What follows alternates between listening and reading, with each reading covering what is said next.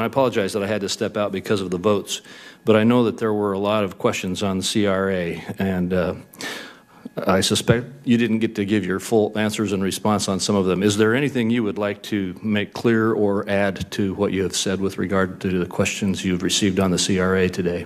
Yeah, thank you very much.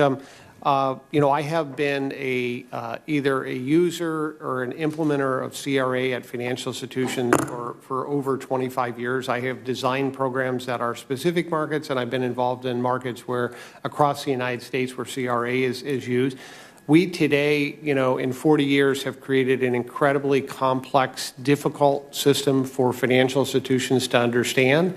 Often the week before the CRA team comes in from their examinations, they don't know if they're going to get a good rating or bad rating.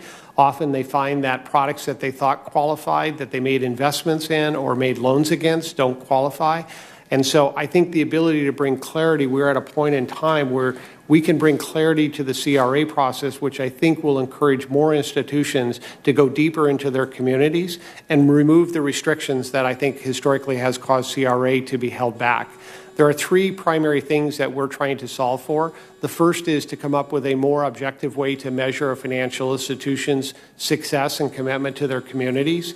I've talked about using a balance sheet item and adding up all the CRA activity and using that item to be able to come up with a percentage. I think that has universal appeal. On the second part is we really feel we should expand the products and services that do qualify under CRA.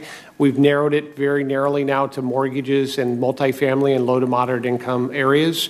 And I think we can expand that to more small business lending, more community centers, and encouraging banks to do more. And we will give banks a read on the front end if they want to make an investment so they're not kind of making it and then hoping it qualifies.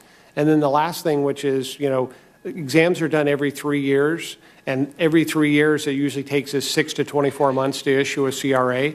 If a bank wants to close a branch or open a branch or enter a new product line or make an acquisition or a divestiture, often they're challenged by some certain community groups about whether they're in compliance with CRA. If we can fix the first one, I think that can solve the third part of this, and we can allow banks then to be, we can encourage banks to be able to say that they're in compliance with CRA on a continual basis if they report that data.